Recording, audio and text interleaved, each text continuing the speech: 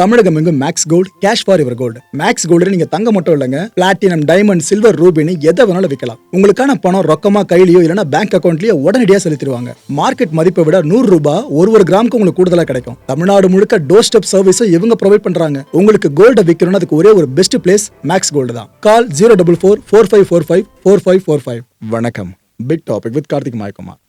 பொஹேமியன் கேள்விப்பட்டிருக்கீங்களா? ஆக்சுவலாக எப்ஸ்டீன் ஃபைல்ஸை பற்றி நாமெல்லாம் ரிசர்ச் பண்ணும்போது அதில் ஒரு விஷயத்தை நிறைய பேர் ஆழமாக நம்ப ஆரம்பித்தாங்க. ப்ரோ, இதுக்கு முன்னாடி பல பேர் சொன்ன கான்ஸ்பிரசி தியரியில் உண்மை போல இருக்கே அப்படின்னு சொல்லிட்டு. சாத்தான் வழிபாடு, இலிமினாட்டி, இது போல் சில டேர்ம்லாம் இருக்குல்ல, அதை பல பேருமே கிரெடிபிளாக எடுத்துக்க ஆரம்பிச்சிங்க. ஆனால் இன்றைக்கி நீங்கள் பார்க்க போகிறது எப்ஸ்டீன் ஐலாண்டுக்கே அப்பனா ஒரு இடம் இருந்த அப்படிங்க இருக்கும், ஒரு பெரிய டீமே இருந்த அப்படிங்க இருக்கும். அப்பேற்பட்ட விஷயம் இந்த பொஹேமியன் க்ரோவை பற்றி தான் பல விஷயங்கள் பார்க்க போகிற நிகழ்ச்சிக்குள்ள போகலாம்.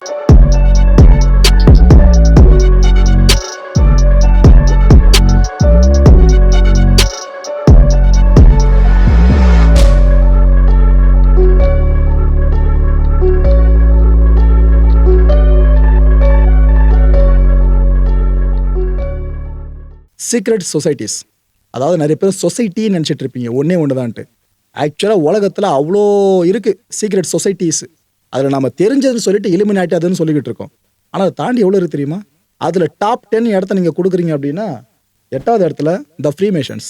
எல்லாருக்கும் கண்டிப்பாக கான்ஸ்பிரசி தியரி சார்ந்து ஃபாலோ பண்ணுறவங்களுக்கு தெரிஞ்ச ஒரு டீம் தான் அது. இதுக்கப்புறம் த புல்லிங்டன் கிளப்னு ஒன்று இருக்குங்க. 6வது இடத்துல தான் த எலிமினாட்டியே இருக்குது. அதுக்கு மேலே 5 இருக்குது. அப்போ பார்த்துங்க அது எந்த அளவுக்கு இருக்கும்னு. 5வது இடத்துல the independent order of odd fellows. 4வது இடத்துல த எக்ஸ்ப்ளோரர்ஸ் கிளப். 3வது இடத்துல ஸ்கெல் அண்ட் போன்ஸு. இப்போ நீங்கள் பேரை கூட டார்க்காக தான் வைக்கிறாங்க பார்த்தீங்களா. 2வது இடத்துல பெலிசியன் க்ரோவ். அண்ட் இதில் ஃபர்ஸ்ட் இடத்துல இருக்கிறது தான் பொஹேமியன் க்ரோவ். அப்பே ஏற்பட்ட பொஹேமியன் க்ரோவை பற்றி தான் பல விஷயம் நீங்கள் தெரிஞ்சுக்க போகிறீங்க. ஒரு மாதிரி மானுஷமாக இருக்குல்ல, ஏதோ ஒரு சிலை இருக்குது, இங்கெல்லாம் முக்காடு போட்டுட்டு வழிபட்டுட்டு இருக்க மாதிரி இருக்குது, நெருப்பு எரிஞ்சுக்கிட்டு இருக்கு, ரொம்ப வீடாக இருக்குல்ல பார்க்குறதுக்கு. ஆக்சுவலாக பொஹேமியன் க்ரோவ் சொன்னோம் பார்த்தீங்களா, அது ஒரு கிளப்பு. அதுக்குள்ளே இருக்கிறவங்களோட பிரதானமான ரிச்சுவலு இதுதான். இது பேர் கிரிமேஷன் ஆஃப் கேர்னு சொல்லுவாங்க. அதாவது இந்த ரிச்சுவல் எப்படி நடக்கும்னா, ஒவ்வொரு வருஷத்தோட சம்மர் சீசன்லையும் 2 வாரங்கள் வரைக்கும் இந்த பெரிய தலைகள்லாம் இந்த கிளப்பில் மெம்பர்ஸாக இருக்கிறவங்களாம் கிளம்பி வந்துடுவாங்க. வந்துட்டு ஒரு பெரிய ஆந்த சிலைங்க ஒன்று, நீங்கள் பார்த்தது ஆந்தையோட சிலை, ஒரு 40 அடி உயரம் இருக்கும் அந்த சிலை. அந்த சிலையை நோக்கி சில வார்த்தைகளை, ரிச்சுவல் வார்த்தைகளை முன்வைப்பாங்க. இதுக்கு பிற்பாடு கையில் தீப்பந்தத்தை ஏந்திக்கிட்டு காட்டுக்குள்ளே எல்லாம் நடப்பாங்க லைனாக. நடந்து முடிச்சுட்டு திருப்பி இந்த சிலைகிட்டே வந்துட்டு ஒரு கடத்தில் தீ வச்சு கொளுத்தி விட்டுருவாங்க. இது என்ன சொல்கிறாங்கன்னா, பேர்டன் ஆஃப் கான்ஷியஸ் அப்படின்னு டேர்ம் பண்ணுறாங்க இதை. அதாவது நம்மளோட உணர்வு இருக்குல்ல, இதில் பெரிய தடையை நாம் விளக்கி கொள்கிறோம், இதுக்காக தான் இதை எரிக்கிறோன்ற மாதிரி இதுக்கு ஒரு அர்த்தத்தையே விளக்குறாங்க. ரொம்ப வீடாக இருக்குல்ல. இதுவே எப்படின்னா போக போக நீங்கள் பல விஷயத்தை கனெக்ட் பண்ணி பார்க்கலாம் மக்களே. இதுனா ப்ரோ, எப்ஸ்டீன் ஃபைல்ஸில் இருக்கிற ஆட்கள்லாம் இங்கேருந்து வந்த மாதிரி இருக்கான்னு மேபி நீங்கள் கூட கன்சிடர் பண்ணலாம். அப்பேற்பட்ட விஷயம் தான் இது.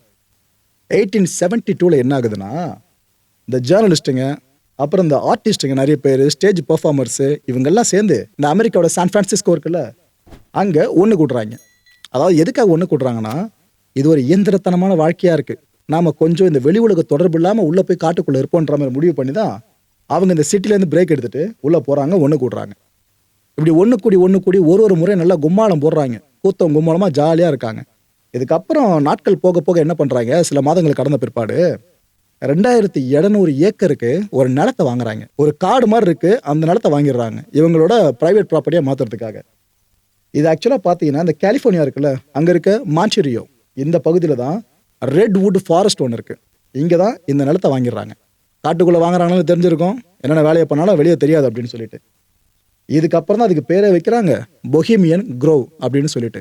எப்போ ஃபவுண்ட் பண்ணப்படுது இந்த பொஹேமியன் க்ரோவ்? 1872 வருஷம் இதை நிறுவிட்டாங்க. இந்த பொஹேமியன் க்ரோவ் சொன்னோம் பார்த்தீங்களா, இது ஆக்சுவலாக ஆல் மேல் கிளப்னு இன்னொரு பேரும் இருக்குது. அதாவது ஆண்கள் சங்கம், அவ்வளோதான், அது மாதிரி ஒரு கிளப் இது. ஆரம்பத்தில் பார்த்தீங்கன்னா இதில் அதிகபட்ச உறுப்பினர்களாக 2000 பேர் வரைக்கும் மட்டும்தான் சேர்க்கணும்னு ஒரு விதியை கொண்டு வந்திருக்காங்க. ஆனால் அதில் ஒவ்வொருத்தரும் எலிட்டுங்க. அதாவது இந்த உலகத்தில் பெரிய பெரிய பணக்காரங்க, பொலிட்டிஷியன்ஸு, பிஸ்னஸில் தலைச்சவங்க பயங்கரமா, இவங்க சொன்னால் அங்கே அதான் சட்டம் வைக்கிறது தான். சினிமாவில் நடிக்கிற நிறைய பிரபலங்கள், அப்புறம் ஸ்போர்ட்ஸில் நிறைய பெரிய பெரிய ஆட்கள்னு இப்படி எல்லாரும் சேர்த்து தான் அந்த 2000 பேருன்ற எலிட் மெம்பர்ஸ் லிஸ்ட்டை உருவாக்குறாங்க. இதில் நீங்கள் முக்கியமான மெம்பர்ஸாக வரீங்க அப்படின்னாக்கா, இட் மீன்ஸ் இவர் நம்ம கிளப்புக்கு ரொம்ப முக்கியம்ப்பா அப்படின்னு எல்லா மெம்பர்ஸும் நினைக்கிறாங்கனாக்கா, அவர் கொஞ்சம் மட்டும் கட்டணத்தை செலுத்தினா போதும். இப்போ கிளப்பில் நீங்கள் சேர்றீங்கனாக்கா மெம்பர்ஷிப் ஃபீனா ஒன்று கட்டுவீங்க, ஆனுவல் ஃபீனா கட்டுவீங்களா, அது மற்றவங்கலாம் ஒரு 10 மடங்கு கட்டுறாங்கனாக்கா நீங்கள் 1 மடங்கு கட்டினா போதும். இது போல ஒரு பெனிஃபிட்டே அவங்களுக்கு கொடுத்துருவாங்க. அவங்களால காசு கட்ட முடியாமலாம் இல்லை, அவங்களுக்கு நம்ம கிளப்பு கொடுக்குற ஒரு அங்கீகாரம், அவங்க நம்மளுக்கு தேவைன்ற மாதிரி ஒரு விஷயத்தை நினச்சி தான் இதை பண்ணுவாங்க. ஆனால் மற்ற மெம்பர்ஸ்லாம் இருக்காங்களே, அவங்க என்ன விதி சார்ந்த அமௌண்ட்டை ஃபிக்ஸ் பண்ணுறாங்களோ அதை கட்டியே தீரணும். கட்டல நீ அதுக்கப்புறம் இந்த கிளப்பில் கிடையாது, துரத்தி விட்ருவாங்க. இந்த மெம்பர்ஸ்லாம் இருக்காங்களே, இவங்களை செலக்ட் பண்ணுறதுக்குன்னு தனியாக செலெக்ஷன் ப்ராசஸ்லாம் இருக்குங்க. நிறைய ப்ராசஸ் அது வேறு போய்கிட்டு இருக்கு. இதெல்லாம் ரிசர்ச் பண்ணும்போது தலை சுற்றுது. என்னடா இப்படிலாம் பண்ணுவீங்களா மெம்பர்ஸா அப்படின்னு சொல்லிட்டு. இல்லை குறிப்பிட்ட வகையை பற்றி சொல்லணும்னாக்கா, எல்லா மெம்பர்ஸும் எஸ்ன்னு சொன்னால் மட்டும்தான் ஒரு புதிய மெம்பரை உள்ளே சேர்க்கவே முடியும். இப்போ கொஞ்சம் பேர் உள்ளே இருக்காங்க கிளப்பில், ஒருத்தவங்க ரொம்ப இன்ஃப்ளூயன்ஷியல் பர்சன், அவரும் இந்த கிளப்பில் சேரணும்னு ஆசைப்படுறாப்புலனா அவர் நினச்சதை வந்து காசை கட்டில உள்ள சேர்ந்துட முடியாது. அவங்க கேட்குறத பல மடங்கு எக்ஸ்ட்ரா நீங்கள் காசை கொடுத்தாலும் உள்ளே இருக்க எல்லா மெம்பர்ஸும் ஓகே இவரை நம்ம சேர்த்துக்கலாம்னு சொல்லணும். அதில் ஒரு மெம்பர் நோன்னு சொன்னாலும் நீங்கள் உள்ளே சேர முடியாதுங்க. இதோட தாக்கம் பார்த்தீங்கன்னா, சில பேர் மெம்பர் ஆகிறதுக்கு ட்ரை பண்ணி 15 வருஷத்துக்கு மேலே ட்ரை பண்ணி ஓஞ்சி போனவங்களாம் இருக்காங்க. அந்த அளவுக்கு இதில் மெம்பர் ஆகிறதுக்கு டிமாண்டா. அந்த டைமில் இருந்து 40 வருஷம் வரைக்கும் ஒருத்தர் உள்ள மெம்பராக இருக்காருன்னு வைங்க, அவரை அங்கே இருக்க மற்ற மெம்பர்ஸ்லாம் ஓல்டு கார்டுன்னு சொல்கிறாங்க. கார்டுனா உங்களுக்கு புரியும், கிட்டத்தட்ட காக்கிறவர், ரட்சிக்கிற மாதிரி வச்சுக்கோங்களேன். இதில் 40 வருஷத்துக்கு மேலே ஒருத்தர் இருந்தானாக்கா ஓல்டு கார்டு, மற்றவங்களாம் ஆர்டினரி மெம்பர்ஸாக தான் உள்ள கன்சிடர் பண்ணப்படுறாங்க. இதில் ஹானரரி மெம்பர்ஸும் இருக்காங்க. அதாவது இந்த ஆஸ்கர் விருதுலாம் பார்த்துருப்பீங்களே, அதில் கௌரவ ஆஸ்கர்லாம் கொடுப்பாங்க, கேள்விப்பட்டிருக்கீங்களா? ஹானரரின்னு. அவ்வளோ என் டாக்டர் பட்டம் கொடுப்பாங்களே, அதில் கௌரவ டாக்டர் பட்டம்லாம் கேள்விப்பட்டிருப்பீங்க, அதான் ஹானரரி. இது போல் மெம்பர்ஸை பேஸ் பண்ணுற விஷயம் இந்த அமைப்புக்குள்ளே இருக்குது. இதன்படி பார்த்தீங்கன்னா, இந்த கிளப் மெம்பர்ஸ் எல்லாம் இருக்காங்களே, அவங்க ரொம்ப ரேரான ஒரு காலகட்டத்தில் மட்டும் ஹானரரி மெம்பர்ஸை தேர்வு பண்ணுவாங்க. இது முழுக்க முழுக்க ஆண்களோட கிளப்னு சொல்லிட்டேன். ஆனால் இந்த கிளப்பில் 4 பெண்களை ஹானரரி மெம்பர்ஸாக இதுக்கு முன்னாடி செலக்ட் பண்ணியிருந்தாங்க. ஆனால் இது சமீப காலமாக எதுவுமே கிடையாது. இந்த அமைப்பு ஆரம்பிக்கப்பட்டு ஒரு 20 வருஷத்தில், 20 வருஷத்துக்குள்ள மட்டும்தான் அந்த 4 பெண்களும் ஹானரரி மெம்பர் அப்படின்ற ஒரு லிஸ்ட்டுக்கு மேலே ஏற்றப்பட்டாங்க. இவங்களுக்கு என்ன திரும்ப பெனிஃபிட்டு, இவங்க மெம்பர்ஷிப் ஃபீஸ்ன்ற ஒன்றை கட்டவே வேண்டாம். அது மட்டும் இல்லை, வருஷம் அந்த ரெனியூ பண்ணுறதுக்காக ஒரு அமௌண்ட்டை கட்டுவாங்கல்ல, அதுவும் தேவையே இல்லை. இவ்வளோ தூரம் பெனிஃபிட் அவங்களுக்கு கிடைக்கும். ஸோ பெண்களே இல்லாத ஒரு அமைப்பு சார்ந்து 20 வருஷத்துக்குள்ளே 4 பேர் பெண்களை உள்ளே இறக்கியிருந்தாங்க. அதுக்கப்புறம் தான் பெண்களை சேர்க்க மாட்டோன்ற மாதிரி சில விஷயத்தெல்லாம் அவங்க கொண்டு வந்துட்டாங்க திருப்பியும். இந்த கிளப்பில் இதுக்கப்புறம் மெம்பர்ஸோட ஒட்டுமொத்த கவுண்ட் அப்படின்றது 2700 மேலே வந்துச்சு. ப்ரோ கிளப்புன்றீங்க, என்ன ஓரளவுக்கு பணம் படைச்ச ஆட்கள், பவர் படைச்ச ஆட்கள் தான் உள்ளே இருப்பாங்க கேட்டிங்கன்னா, மக்களே இது எலிட் கிளப்பு.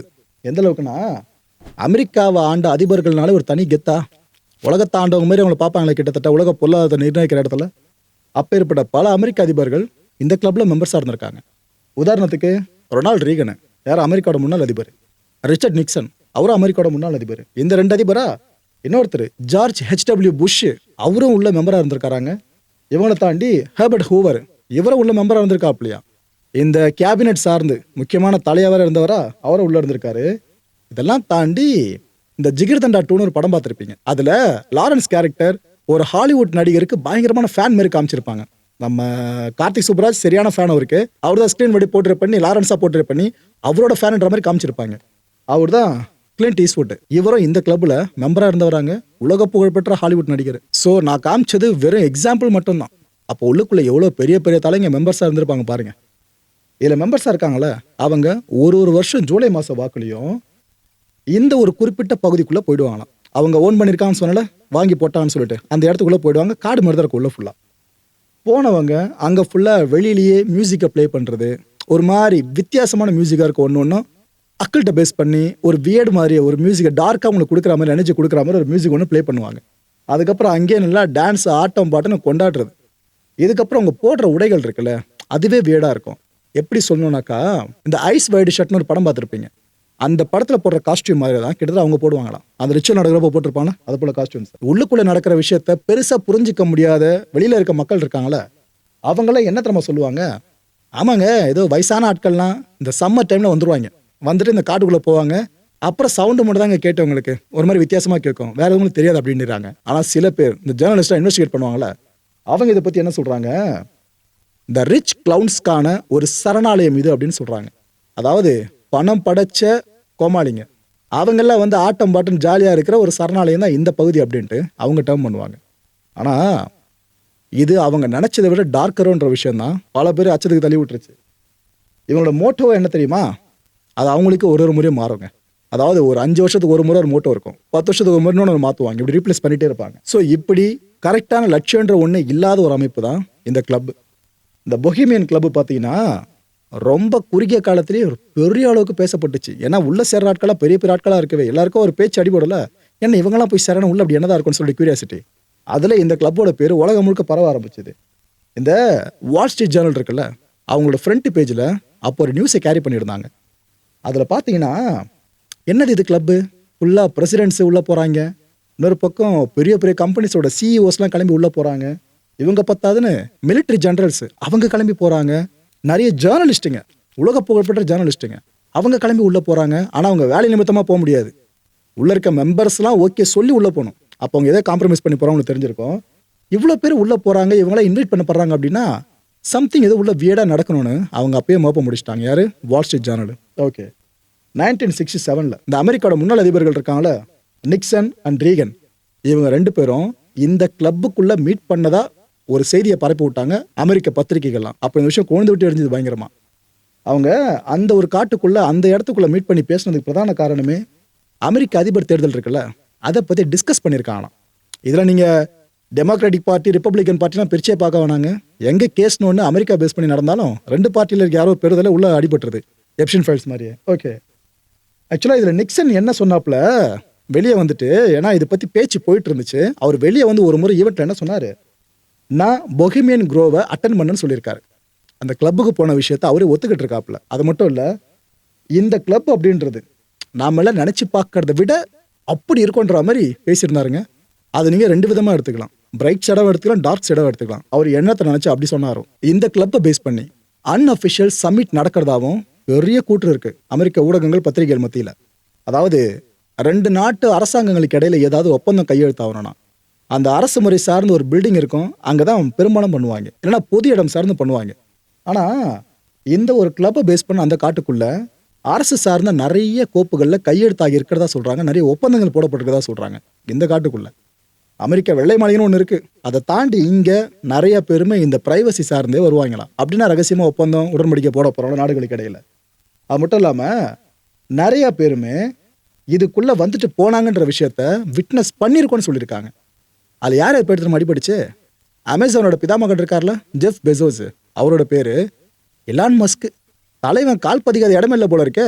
எப்ஸ்டைன் ஃபைல்ஸில் கேட்டால் முதல்ல நானாக போனதில்லை அதுன்னு சொன்னாப்புல. அப்புறம் டின்னர் சாப்பிட்ற மாதிரி ஒரு ஃபோட்டோ வரவே கொஞ்சம் சட்டு போட்டு சைலண்ட் ஆகிட்டாரு. இப்போ இங்கே அவரோட பேர் தான் பெருசாக அடிபட்டிருக்கு. இந்த இடத்த ப்ரெஸ் பீப்புள் ஆக்சஸ் பண்ண அலோவ் பண்ணவே மாட்டாங்களாங்க. அப்போதுலேருந்து இப்போ வரைக்குமே அங்கே யாருக்குமே அனுமதி கிடையவே கிடையாதான். இதில் மோட்டோ இப்போ திறமா சமீபத்தில் மாற்றி வச்சுருக்காங்க, weaving spiders come not here. புரியுதா? இதுதான் அவங்க இப்போதைய மோட்டோவே. இதை வச்சு புரிஞ்சிருக்கு எதுக்காக ப்ரெஸ் பீப்புளை அவங்க உள்ள அலோவ் பண்ண மாட்டாங்கன்னு சொல்லிட்டு. அங்கே கேமராவை கொண்டு போகிறதுக்கு மிகப்பெரிய தடை இருக்குது. நீங்கள் அதே மாரி ஃபோட்டோ கிட்ட எடுத்துட்டீங்க, உங்கள் கேமரா காலி, யார் கண்டா நீங்களே கூட காலி ஆகலாம். அந்தளவுக்கு ரெஸ்ட்ரிக்ஷன். அங்கே ஹைலி சீக்ரெட்டிவ் பகுதியாக இந்த இடத்த மெயின்டைன் பண்ணுறாங்க. அமெரிக்காலாம் ப்ரைவேட் ப்ராப்பர்ட்டி யாராவது ட்ரெஸ்பாஸ் பண்ணுறாங்க அப்படின்னாலே அவங்கள சுட்டு கொண்டாலும் கேஸ் பார்த்தா மேக்ஸிமம் இவங்களுக்கு சாதகமாக தான் வந்து முடிகிற மாதிரியே இருக்கும். அப்போ ஏற்பட்ட நாட்டில் இது ஹைலி சீக்ரெட்டிவான பகுதியாக பாதுகாக்கிறதுல எந்த பிரச்சனையும் அவங்களுக்கு இருக்காதுன்னு நினைக்கிறேன். இங்கே கல்டிஷ் ரிச்சுவல்ஸ் நிறைய நடக்கிறதாவும் சொல்கிறாங்க. இந்த ஆர்கி பார்ட்டிலாம் கேள்விப்பட்டீங்களா, ஆர்ஜி அது மாதிரிலாம் சொல்லிட்டு அது போல விஷயம் உள்ளே நடக்கிறதாவும் சில பேர் ரிப்போர்ட் பண்ணியிருக்காங்க. இதில் குறிப்பிட்டு சொல்லணும்னா இந்த கிரிமேஷன் ஆஃப் கேர் சொல்லியிருந்த மாதிரிங்க முதல்ல, அந்த விஷயம் இங்கே நடக்கிறத பல பேர் விட்னஸ் பண்ணியிருக்கதான் சொல்கிறாங்க. இது போல விஷயங்களை பார்த்துட்டு தான் ரைட்டு ஏதோ வயசான உள்ள வந்து ஆடிட்டு பாடிட்டு போகிறாங்கன்னு பார்த்தா நம்ம நினைக்கிறதோ வேறு ஏதோ உள்ள டார்க்காக நடக்கிற மாதிரி இருக்குது. ஸோ இதை பற்றி நம்ம கண்டுபிடிக்கணும்னு சொல்லிட்டு ஒரு சில ஜேர்னலிஸ்ட்டு அப்புறம் இந்த இன்வெஸ்டிகேட்டிவ் ரிப்போர்ட்டர்ஸ்லாம் கிளம்பி அங்கே போக ஆரம்பிச்சிட்டாங்க. அங்கே போனால் அந்த தடையை தாண்டி உள்ளே போனால் உயிருக்கே உத்தரவாதம் இல்லை. அதே மாரி பல பேரும் கிளம்பி போக ஆரம்பிச்சிட்டாங்க. கேமரா கையெல்லாம் சில பேர் போனாங்க. அதில் சில விசில் ப்ளோவர்ஸ்லாம் என்னென்ன தெரியுமா சொன்னாங்க, அதுவும் இங்கே வேலை பார்த்தா முன்னாள் ஸ்டாஃப் அவங்களுக்கு சில பேர் வெளியே வந்து பத்திரிகைகளுக்கு பேச ஆரம்பித்தாங்க. அப்போ அவங்க சொன்னதெல்லாம் கேட்கும்போது ஏன்பா நீ உண்மையை தான் சொல்கிறியா இல்லை சும்மா போட்டு விடுறியான்னு பல பேர் அவங்கள பார்த்து கேள்வி கேட்க ஆரம்பித்தாங்க. என்னென்ன சொன்னாங்கன்னா அக்கல்ட் செரிமனிஸ் உள்ள நடக்கிறதா சொன்னாங்க. இட் மீன்ஸ் அமானுஷ்யமான சில சடங்குகள் உள்ளே போகிறதா சொன்னாங்க. அப்புறம் இந்த எப்ஸ்டைன் ஃபைல்ஸில் குழந்தைங்க சார்ந்த ஒரு விஷயத்த சொன்னாங்க பார்த்தீங்களா, அதை இங்கேயும் சொல்லியிருந்தாங்க. ஸோ எப்ஸ்டைன் ஃபைல்ஸ்லாம் முன்னோடி இதான் போல இருக்குது. இது உண்மையாக இருக்கும் பட்சத்தில் அது ஹியூமன் சாக்ரிஃபைஸ், மனுஷனை அதாவது நரபலி கொடுக்குற விஷயம் இதுவும் உள்ள நடந்ததாகவும் சில பேர் சொல்றாங்க. ஆனா எதுக்குமே எவிடன்ஸ் கிடையாதுங்க. ஜஸ்ட் சொல்லிட்டு பாஸ்வேர்டில் போயிட்டாங்க, அவ்வளவுதான். இதுல நிறைய கான்ஸ்பிரசி தியரிஸ் இந்த ஒரு பொஹிமியன் குரோவை பேஸ் பண்ணி வந்திருந்தாலும் ஒரு தியரி இன்னும் பல பேரால் நம்பப்பட்டு இருக்கு. அந்த தியரி என்னன்னு சொல்லிடுறேன். இந்த உலகத்துல முறையா அணுகுண்டு சார்ந்து ஒரு ப்ராஜெக்டை முன்னெடுத்த ஞாபகம் இருக்கா? America Manhattan project. அந்த மன்ஹாட்டன் ப்ராஜெக்டுக்காக முக்கியமான சந்திப்புகள் நடந்தது இந்த பொஹிமியன் குரோவுக்குள்ள தான் சொல்றாங்க. அதுலயும் அப்ப இருந்து சில சயின்டிஸ்டுங்க இந்த ப்ராஜெக்ட்ல சம்மந்தப்பட்டவங்க, அப்புறம் சில மிலிட்ரி அஃபிஷியல்ஸ், இவங்க இல்லாம அமெரிக்க அரசோட அஃபிஷியல்ஸ் சில பேர்னு இத்தனை பேர் டீமா ஃபார்ம் பண்ணி இந்த பொஹிமியன் குரோவுக்குள்ள வந்திருக்காங்களாம். இது எப்போ 1942 நடந்திருக்கான். ஆக்சுவலா மன்ஹாட்டன் ப்ராஜெக்டும் இந்த வருஷம் தான் இனிஷியேட்டிவ் பண்ணப்பட்டிருந்துச்சு. இந்த பகுதி சார்ந்து எப்படியா தெரிஞ்சுக்கணும்னு சொல்லிட்டு பல பேருக்கும் கியூரியாசிட்டி இருக்கும்ல. அதுல சில பேர் இதுக்கு முன்னாடி வந்தாங்கன்னு சொன்ன பாருங்க. அவங்களுக்கு பட்ட விஷயத்த பார்த்தோம் கூட பல பேர் கிளம்பி வந்தாங்க, அவ்வளோ கியூரியஸ்ல. அதுவும் அன்ஆத்தரைஸ்டு என்ட்ரி இங்கே அதிகமாக நடக்கிறதா அஃபிஷியலாக ரிப்போர்ட் பண்ணுற வரைக்குமே அங்கே நிறைய பேர் வந்து போன விஷயம் பதிவாக இருந்துச்சு. இதில் நிறைய பேர் ரிப்போர்ட்டர்ஸ், அதான் ஹைலைட்டு. உண்மையை கண்டுபிடிக்கிறோன்ட்டு அவ்வளோ பேரும் போயிருந்தாங்க. ஆனால் போனவங்கெல்லாம் உயிரோடு வந்துட்டாங்களான்னு கேட்டிங்கன்னா அதுக்கு என்கிட்ட பதில் இல்லைங்க. ஏன்னா எத்தனை பேர் போனாங்கன்ற விஷயம் தெரிஞ்சாதான் எத்தனை பேர் உயிரோடு வந்திருக்க முடியும், நாம ஒரு அசம்ஷன் வர முடியும். நிறைய புக்ஸ் இது சம்மந்தமாக வந்திருக்கு. இது வரைக்கும் பொஹிமியன் குரோவை பற்றி அவ்வளோ புக்ஸ் வந்திருக்கு. இவ்வளோயா நிறைய படங்கள்லேயே இது சார்ந்த காட்சிகளை ரிசம்பிள் பண்ணியிருக்காங்க. உதாரணத்துக்கு சொல்லணும்னா எப்ஸ்டின் ஃபைல்ஸ் கூட நீங்கள் கனெக்ட் பண்ணிக்க முடியும். அந்த தீவை சார்ந்தும் இந்த பொஹிமியன் கிளப்பை பேஸ் பண்ணி நீங்கள் கனெக்ட் பண்ணிக்க முடியும். ஐஸ் வைட் ஷட், உலக புகழ்பெற்ற டைரக்டர் ஸ்டான்லி கியூபிரிக் இருக்கார்ல, அவர் இயக்கின படங்க. அந்த படத்தை யாராவது பார்த்துருந்தீங்க அப்படின்னா நான் இது வரைக்கும் சொன்ன விஷயங்களால் ஈஸியாக கனெக்ட் பண்ணி பார்த்துருக்க முடியும். ஆக்சுவலாக 100க்கும் மேற்பட்ட கேம்ப்பு இவங்களுக்கு சொந்தமாக இருக்குமா. இந்த பொஹிமியன் குரோவ் இருக்குல்ல, இவங்களுக்கு சொந்தமாக இந்த அமெரிக்கா முழுக்க மட்டும் இல்லை, உலகம் முழுக்க அங்கங்கே சின்ன சின்னதாக ஒரு அமைப்பு மாதிரி பிரான்ச் மாதிரி வச்சுக்கோங்களேன். ஆனால் அங்கே மெம்பர்ஸ்லாம் எடுக்க மாட்டாங்க உள்ள யாருமே. ஓகேவா, சின்ன சின்ன கேம்ப் மாதிரி வச்சு அவங்க ரன் பண்ணுவாங்களாம். இந்த கேம்ப்லாம் எதுக்காக என்ன? ஆனால் சில பேர் பத்திரிகையாளர்களே சொல்கிறது, இந்த கான்ஸ்பிரசி தியரி சார்ந்து பெருசாக பேசுவாங்களா அந்த எக்ஸ்பர்ட்டாக சொல்கிறது, இல்லைப்பா இந்த உலகத்தோட நிறைய பெரிய பெரிய முடிவுகளை இந்த ஒரு பொஹிமியன் குரோவ் எடுத்துருவாங்க, அதை செயல்படுத்துகிற விஷயத்தை தான் இந்த கேம்பை பேஸ் பண்ணி அவங்க பண்ணுவாங்க அப்படின்றாங்க. இது கான்ஸ்பிரசி தியரி தான் மக்களே. அதுக்கு என்ன அர்த்தம்? ஆதாரம் இல்லைன்னு அர்த்தம். ஆனால் இது நிறைய பேர் சொல்லியிருக்காங்க, அவ்வளோதான். இதெல்லாம் பார்க்குறப்ப தான் எனக்கு இன்னொரு டச் ஒன்று வருது.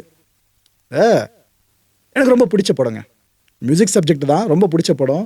ஃப்ரெடி மெர்க்யூரி இருக்கார்ல, அவரோட வாழ்க்கை வரலாற்றை மையப்படுத்தின படம் பொஹிமியன் ராப்சடின்னு சொல்லிட்டு. ஆக்சுவலாக இந்த படத்தில் மெர்க்யூரியை கிட்டத்தட்ட கேவாக தான் காமிச்சிருப்பாங்க. ரியல் லைஃப்பில் அப்படி தான் இருந்தாப்புல, அதில் எந்த மாற்று கருத்தும் இல்லை. இந்த கிளப்புக்கு பேரும் ஆல்மென் கிளப்னு சொல்லியிருந்தேன்னா இந்த கிளப்புக்கு பேர் பொஹிமியனு, இந்த படத்துக்கு டைட்டிலும் பொஹிமியனு. ஒருவேளை அந்த படத்தின் டைட்டில் மூலமாகவே ஏதோ சொல்ல வராங்களோ என்னவோ, யாரு கண்டா. அதாவது எப்ஸ்டின் ஃபைல்ஸுக்கு முன்னாடி வரைக்கும் நாமளும் பெருசாக இதை பற்றிலாம் நோண்ட மாட்டோம். ஆனால் எப்ஸ்டின் ஃபைல்ஸ் நம்ம ஃபுல்லாக படித்து பார்த்த பிற்பாடு இது வரைக்கும் நம்ம பார்த்த விஷயங்களை ஒன்று ஒன்றா கனெக்ட் பண்ணி பார்க்க வேண்டியதாக இருக்குது. இதுவாக இருக்குமோ அதுவாக இருக்குமோன்னு. ஆனால் எதுவாக இருக்கோ மக்கள் குழப்பத்தில் இருக்காங்க, அது மட்டும் லிட்டலாக புரியுது. இவ்வளோ வருஷம் இல்லாமல் திடுதிப்புன்னு எப்ஸ்டின் ஃபைல்ஸை வெளியிட்டு என்னென்ன விஷயங்களை கதையில் வச்சிருக்காங்க பார்த்தீங்களா. மக்களை இந்த கான்டென்ட்டை பொறுத்தவரை மனசு ஒரு வினாதாக இருக்க முடிஞ்சதுக்கான பதில்களை கீழே கமெண்ட் செக்ஷனில் கமெண்ட் லீவ் பண்ணுங்க. எப்ஸ்டின் வகையாராக்கள் இருக்காங்களே, இவங்கெல்லாம் பொஹிமியன் குரோவ்ல இருந்து தான் ஆரிஜின் ஆயிருப்பாங்களா? அடுத்த நிகழ்ச்சி சந்திக்கலாம். நன்றி, வணக்கம். தமிழகம் எங்கும் Max Gold, cash for your gold. Max Gold நீங்க தங்க மட்டும் இல்லைங்க, பிளாட்டினம், டைமண்ட், சில்வர், ரூபினி எதை வேணாலும் விற்கலாம். உங்களுக்கான பணம் ரொக்கமா கையிலயோ இல்லைன்னா பேங்க் அக்கௌண்ட்லயோ உடனடியாக செலுத்திடுவாங்க. மார்க்கெட் மதிப்பை விட 100 ரூபாய் ஒரு கிராமுக்கு உங்களுக்கு கூடுதலா கிடைக்கும். தமிழ்நாடு முழுக்க டோர் ஸ்டெப் சர்வீஸும் இவங்க ப்ரொவைட் பண்றாங்க. உங்களுக்கு கோல்ட விற்கணும்னு அதுக்கு ஒரே ஒரு பெஸ்ட் பிளேஸ் மேக்ஸ் கோல்டு தான். கால் 04445454545. என் அன்பார்ந்த மாயம் ஸ்டுடியோஸ் நேயர்களே, மாயம் பக்தின்னு ஆன்மீகத்துக்காக பிரத்யேகமாக ஒரு சேனலை கொண்டு வந்திருக்கோம். மறக்காம சப்ஸ்கிரைப் பண்ணி அந்த சேனலுக்கு உங்களோட ஆதரவை மனப்பூர்வமாக தெரிவிங்க. வணக்கம் மாயம் ஸ்டுடியோஸ் நண்பர்களே. மாயம் ட்ரெண்ட்ஸ் அப்படின்ற ஒரு புதிய ஃபேஸ்புக் பேஜை ஓப்பன் பண்ணியிருக்கோம். நீங்கள் யூடியூப்பில் பார்த்துட்டு இருக்கீங்களா நம்மளோட கான்டென்ட்ஸ்லாம், இதெல்லாம் விட ஒரு படி மேலே ரொம்ப கிறிஸ்பாகவும் ரொம்ப சூப்பராகவும் நிறைய கான்டென்ட்ஸ் உங்களுக்கு இந்த பேஜில் காத்துட்ருக்குங்க. ஸோ உடனடியாக ஃபேஸ்புக் பிளாட்ஃபார்ம் போங்க, மாயம் ட்ரெண்ட்ஸ்னு டைப் பண்ணி சர்ச் பண்ணி நம்ம பேஜை ஃபாலோ பண்ணுங்கள். அப்படியே நம்ம சேனலையும் நீங்கள் சப்ஸ்கிரைப் பண்ணிட்டீங்க அப்படின்னா இன்னும் நிறைய புது புது கான்டென்ட்ஸை உங்களுக்காக ப்ரொடியூஸ் பண்ணி கொடுத்துக்கிட்டே இருப்பாங்க. நீங்கள் பண்ணுற ஒவ்வொரு சப்ஸ்கிரிப்ஷனும் எங்களுக்கு பெரிய மோட்டிவேஷனாக அமையும்.